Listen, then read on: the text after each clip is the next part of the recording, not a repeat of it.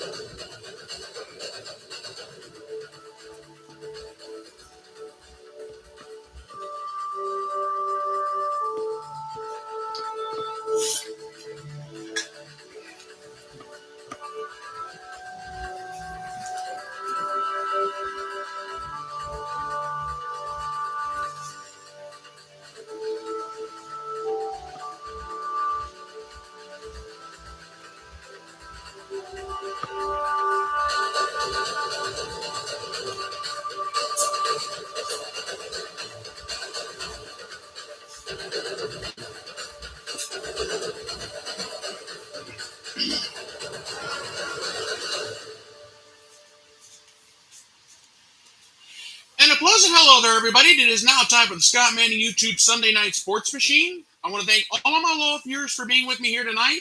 We got a lot to talk about here in about the next half hour or so. We're just going to jump right into it. The San Diego Padres took 2 out of 3 from the New York Mets at Citi Field, and that was huge. The Mets leading the National League East is only a game and a half now, if we start the second half of the season. How in the world did the Padres manage to take 2 out of 3? Manny Machado, 4-13 in this three-game set with 2 runs, a double, 3 RBIs, a walk, but he did strike out 4 times. Eric Hosmer, just as impressive, 5 for 12 with a run, 2 doubles, a home run, 4 huge RBIs, and a walk. Did not even strike out at all. Austin Nola, he was 3 for 8 with a double, an RBI, a walk, and he did strike out 4 times. He did not play the whole series. And Jurickson Profar didn't do much of the series. He was only 2 for 12 with 2 runs, a walk, but he did strike out 5 times. And Luke Voigt, give some love to him. 3 for 10 with 2 runs, 3 walks, and he did strike out 3 times. Manny Machado, he's hitting 303 right now. Hosmer 277. Austin Nola, a pretty good 248. Jurickson Profar 238, and Luke Voigt's only hitting 223. Keep those numbers in mind when the Padres come back here in a week or so, here in a few days. The New York Mets, Starling Marte. This guy is only hitting 296 right now, but he was 4 for 14 with 2 runs, a walk, but he did strike out 5 times. Not much to show for the weekend. Jeff McNeil, he's hitting 293. You want to try 0 for 7 with a run, a walk, and a strikeout in this series? Not very good. Pete Alonso, he's hitting 274. He was 6 for 10 with 3 runs, 2 doubles. He did have a home run, 4 RBIs total. He had a 3-run bomb tonight on Sunday Night Baseball, and he did have a walk in the series. Brandon Nimmo, he's supposed to be big in a supporting role. He didn't show it this weekend. 2 for 13, he struck out twice. Francisco Lindor, the former Cleveland Indian / Guardian or whatever, 3 for 13 with 2 runs, a double, and 6 strikeouts. He's hitting 247 right now, and that's big. But if you want a pitching performance in this series, go back to Friday night. Yu Darvish, he was super. 7 innings pitched, he gave up 4 hits, 1 earned run. He struck out 9 and walked 1. And Yu Darvish right now has a 9-4 record with a 3.28 ERA. The Padres taking 2 out of 3 from the Mets at Citi Field was huge. Because keep in mind, you think the Padres were bad? Guess what? The Mets and the Yankees have a quick 2-gamer at Citi Field this week, starting on Tuesday night. And that is huge, and that is very important. And I've got the matchups announced. One's going to be pretty good. One's going to be, are you serious? But anyway, on Tuesday night, and this is the Tuesday night game on TBS, just to let you know. On Tuesday night, the New York Yankees will be sending Jordan Montgomery to the mound. He has a 3-2 record with a 3.24 ERA and 88 strikeouts to his credit. And the New York Mets are going to be sending out Taijuan Walker to the mound. He has a 7-2 record with a 2.55 ERA and 73 strikeouts to his credit. That's a big matchup on Tuesday. And then on Wednesday, the Yankees are kind of scratching their heads. Or they might want to get Garrett Cole or somebody else. Because according to the information that I have right now, the Yankees are going to be sending Domingo Germain out to the mound. He has an 0-1 record with an ERA of 15 and only 2 strikeouts to his credit. And the New York Mets will be sending Max Scherzer to the mound. A 6-2 record with a 2.28 ERA, 98 strikeouts to his credit. Scherzer's back. He might win the Cy Young after all. Just some food for thought. But if you want hitting, I got a hitting matchup for you. How about Aaron Judge versus Starling Marte? Aaron Judge is hitting .294 with an OBP of 376. There's a little tail of the tape. And Starling Marte, he's hitting .296 with an OBP of 347. This is a huge weekend. This is a huge week. I know this is a quick 2-gamer at Citi Field, but could this be a World Series preview? Some people are saying yes. I know the Wednesday night, I know the entire Law & Order franchise is back now. The current Law & Order franchise is thinking this could be a World Series preview. And some of the members of the cast of Blue Bloods are thinking the same thing. This is a big week for these two ball clubs, the Mets and the Yankees. We'll see what happens. All right, let's move on. The Cleveland Guardians and the Chicago White Sox get a split of a 4-game set at Old Comiskey Park. I don't know what the current name of the ballpark is now, but I'm calling it Comiskey just because I feel like it. How in the world did the Guardians and the White Sox get a 4-game split? I may be able to answer that for you. Andres Gimenez, he was 7 for 17 in this series. 2 runs, 2 doubles, a home run, 2 RBIs. The man only struck out twice. Ahmed Rosario, he's hitting .297. He was 7 for 17 with 2 runs, 2 doubles, a triple, 4 RBIs, 2 walks, and a strikeout. Stephen Kwan, the man's hitting .292 right now. 9 for 19 with 6 runs, a double, a home run, 4 RBIs, a walk, and 2 strikeouts. And Josh Naylor, let's give him some love. 6 of 15 with 2 runs, a double, 4 RBIs, and a strikeout. Great start of the series for the Guardians, and they kind of put the last 2 games. But anyway, for the White Sox, Tim Anderson, he was 3 for 10 with 3 runs, 2 walks, and 2 Ks. He's hitting .310 right now. Jose Abreu, he was 4 for 14 in the series with a run. He had 2 doubles, an RBI, 2 walks, and 4 strikeouts. Andrew Vaughn, he's hitting .298 right now. He was 3 for 13 with 2 runs, a double, and an RBI. A kind of an okay series for him. And Selby Zavala, he's hitting .286 right now. He was only 2 for 7 with 2 Ks, but he did not play the whole series. I mean, you got Anderson and Abreu hitting .30, .310, and .304 respectively. Andrew Vaughn hitting .298. Some people were thinking the White Sox were going to get a 4-game sweep or take 3 out of 4. That didn't happen. But if you want pitching performances for this 4-game set, I got not 1, but 2 of them.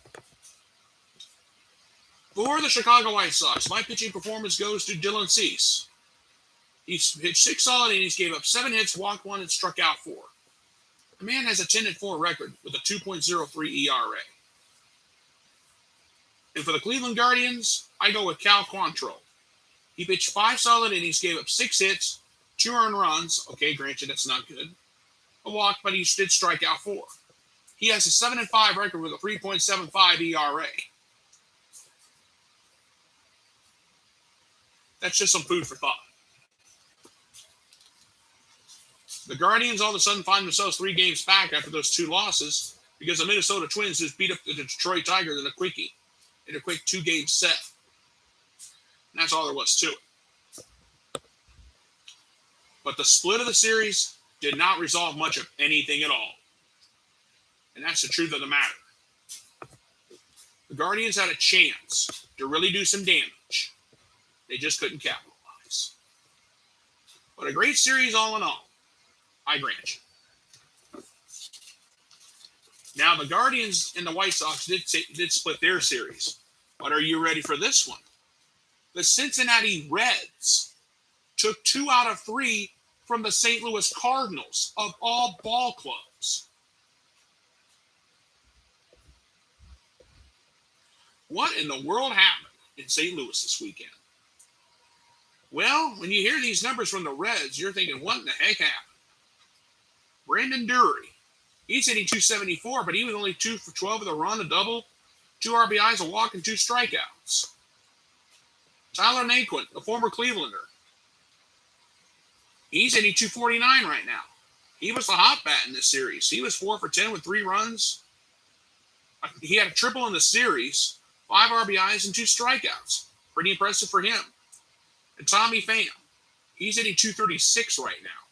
He was only 1 for 10 with an RBI, and he struck out 4 times in this series. And the Reds still managed to take 2 out of 3 from the Cardinals. When you hear what the Cardinals did, you're thinking, what in the world happened? The Cardinals pitching did it again. The starters, the bullpen, you name it. Paul Goldschmidt, Mr. Hot Bat himself, old Goldie. He's hitting 335 right now. But he was 6 for 14 with 4 runs, 4 home runs, 7 RBIs, a walk, and only 2 strikeouts. Nolan Arenado, he was 5 for 14 with a run. He had 3 doubles in the series. And he only had 1 strikeout. And that was it. Tommy Edman, he's hitting 257 right now. He was 2 for 11 with a double, 2 RBIs, 3 walks, and he struck out 3 times in the series. But if you want a pitching performance, I've got one for you. Steven Matz gets my pitching performance. He pitched 5 1/3, gave up 3 hits, 2 earned runs, a walk. He struck out 7. He has a 4-3 record with a 5.70 ERA. Am I concerned about that? Yes, I am. And you'll see what I mean. All right. Now, all of a sudden, in the National League Central, the Brewers beat up the Rockies. So that means the Brewers opened up a little bit of daylight. They now have a 2.5 game lead over the St. Louis Cardinals in the National League Central. And with the Tigers beating up the Twins in a quick 2-game set, and the White Sox and Guardians getting a split, nothing was resolved here at all on the opening weekend after the All-Star break. And that's just all there is to it. But you know what? It's time to hand out the Scott Manning Golden Baseball Award. I'm going to pick a player from each. I'm going to pick one player or more players from one team to see who gets my Golden Baseball Award. For the San Diego Padres and the New York Mets, my Golden Baseball Award goes to. I've got 2 of them I'm going to hand out. One for the San Diego Padres. Actually, 3 I'm going to hand out. I take that back. For the San Diego Padres, I'm going to hand my Golden Baseball Awards to Eric Hosmer. He's my first recipient. He was 5 for 12 with a run, 2 doubles, a home run, 4 RBIs, and a walk against the New York Mets. You, Eric Hosmer, are the recipient of a Scott Manning Golden Baseball Award. And my other Padres Golden Baseball Award goes to you, Darvish.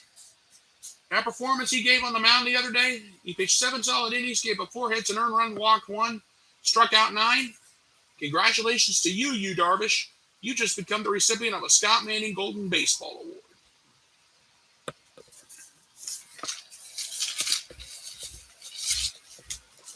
And for the New York Mets, before I go, I almost forgot. I got one for the Mets. Pete Alonso. Congratulations to Pete Alonso. 6 for 10, 3 runs, 2 doubles, a home run, 4 RBIs, and a walk. You, sir, have just become the recipient of a Scott Manning Golden Baseball Award. Now let's move on to the White Sox and the Guardians series. I see about 3 of them already off the top. You know what I'm going to do? Andres Gimenez, Ahmed Rosario, Stephen Kwan, Josh Naylor, congratulations to the 4 of you guys for your performances this weekend. I'm going to give all of you a Scott Manning Golden Baseball Award. But I do have one for the Chicago White Sox. Dylan Cease. 6 solid innings pitched, gave up 7 hits, walked 1, struck out 4. I'm going to give you a Scott Manning Golden Baseball Award. So those are my 5 recipients right there.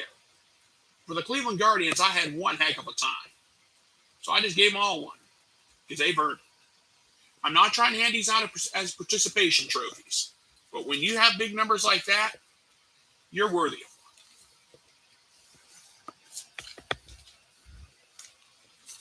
one. For the Reds Cardinals series.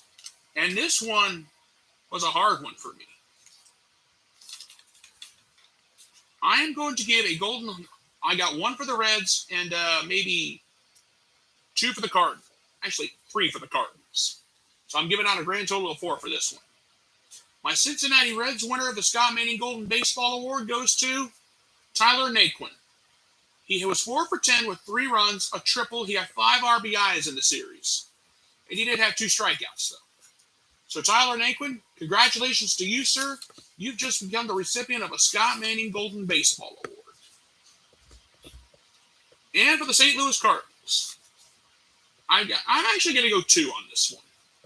Paul Goldschmidt, 6 for 14 with 4 runs, 4 home runs, 7 RBIs, a walk, and 2 strikeouts. Congratulations to you, sir. You've just become the recipient of a Scott Manning Golden Baseball Award. Nolan Arenado. He was 5 for 14 himself. He had a run, 3 doubles in the series, and only 1 strikeout. Congratulations to you, sir. You've just become the recipient of a Scott Manning Golden Baseball Award. My congratulations to all my Golden Baseball Award winners, and enjoy and get ready for this week. We got a quick 2-game set between the Mets and the Yankees. We're going to get it on starting on Tuesday night. All right. Let's move on. The NASCAR Cup Series was at Pocono this weekend. Now, Denny Hamlin and Kyle Busch crossed the finish line first. But how did Chase Elliott become the winner without leading a lap, with Reddick second and Suarez third? None of those 3 led a lap today. After the race and during post-race inspection, both Denny Hamlin and Kyle Busch were disqualified because their cars did not meet the Aerotech or any of the rules for rules infractions. I guess it had something with the cars being underweight. I don't know the entire story. But Denny Hamlin and Kyle Busch finished 35th and 36th respectively at the back of the pack. Denny Hamlin led 21 laps today. Kyle Busch led a race-high 63 laps. That's just incredible. The Joe Gibbs team, they got caught today. The first disqualification for a winner since 1960. It's been that long. I guess NASCAR now is really laying down the law on what has happened. But here's the top 10. As it stands now, Joe Gibbs Racing has until Monday at 12 noon to file an appeal. But here's how it stands right now. Chase Elliott is the winner. Tyler Reddick second. Daniel Suarez third. Christopher Bell was fourth. Kyle Larson 5th, Michael McDowell 6th, Martin Truex Jr. finished 7th, Bubba Wallace 8th, Eric Jones 9th, and Austin Dillon rounds out the top 10. These are subject to change because there is a possibility that Joe Gibbs Racing could file an appeal. and they'll have a hearing, and whatever happens after this race, you'll find out here in the very near future, right here. But think about this: NASCAR next Sunday, the Cup Series will be at Indianapolis on the road course. That is a 2:30 start time on NBC. Will we have the craziness like we had last year? We'll have to wait and see on that. But we have a great race coming up next Sunday. Pocono ended with Denny Hamlin and Kyle Busch finishing first and second. But unfortunately, it ended in disqualification for the both of them. And Chase Elliott gets his 4th win of the season as it stands right now. Subject to change. Because Joe Gibbs Racing could file an appeal. And we'll have to wait and see what happens. And believe it or not, the Indy cars, during all this confusion, the Indy cars were at Iowa Speedway this past weekend. And what a great weekend it was. Joseph Newgarden came home the winner on Saturday with Pato O'Ward 2nd, Will Power 3rd, Rinus VeeKay 4th, and the many-time IndyCar champion Scott Dixon was 5th. And I got some more news about Joseph Newgarden. I'll address that here in a second.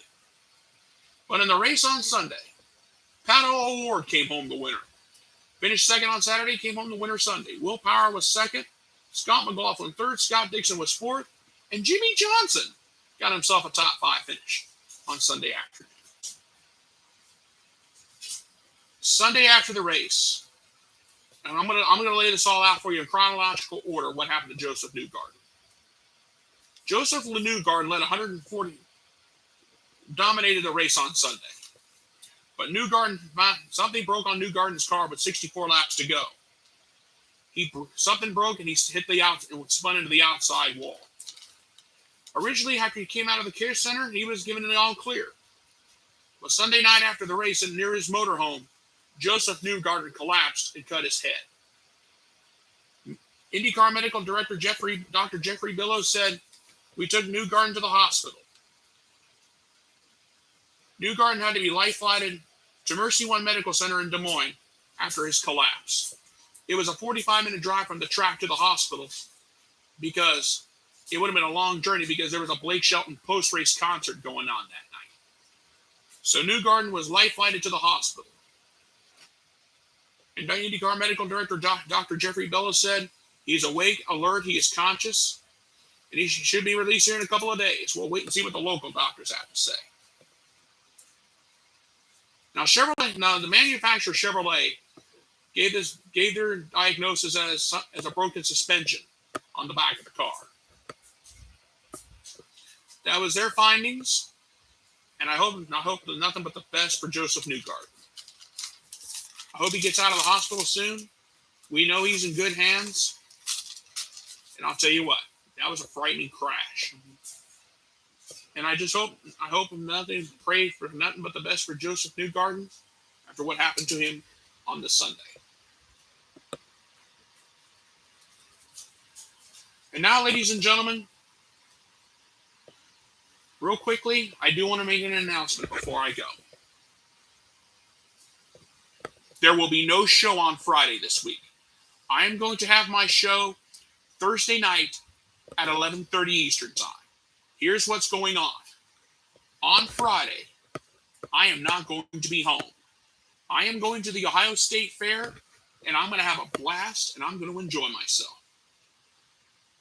Folks, the show will be on Thursday night this week at 11:30.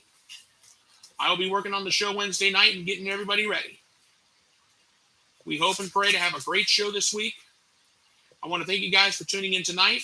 I apologize for the late start. But I just want to let you know there will be no show on Friday this week. Friday, I am going to the Ohio State Fair, and I'm going to have fun. I'm going to go see the butter sculptures. I'm going to eat the ice cream like I always do. And I'm going to have some fair fries. And hopefully see a few friends along the way. I want to thank you guys for tuning in tonight. The Joseph Newgarden issue, that was my closing thoughts. I just hope and pray for the best he's going to be okay. We do have a busy weekend coming up. Joseph Newgarden, I'm praying for you. And I hope everything's well. You'll be back in time for the next race. but we do have a busy week ahead. The Mets and the Yankees in a quick 2-game series at the Citi Field, a potential World Series preview, and we'll see how it goes. Okay, folks, that's pretty much the show for tonight. I want to thank all of you guys for tuning in tonight. As I get out of here, please go ahead and subscribe to my YouTube channel. My name is Scott Manning. All you have to do is type my name, scroll down, look for this pretty face, click subscribe, and you will see all of the sports shows and all the sports snippets I have done so far. Thank you guys so much for being with me here on this night. You guys have a great night. Thank you so much for being with me, and God bless. Good night, everybody, and I thank you.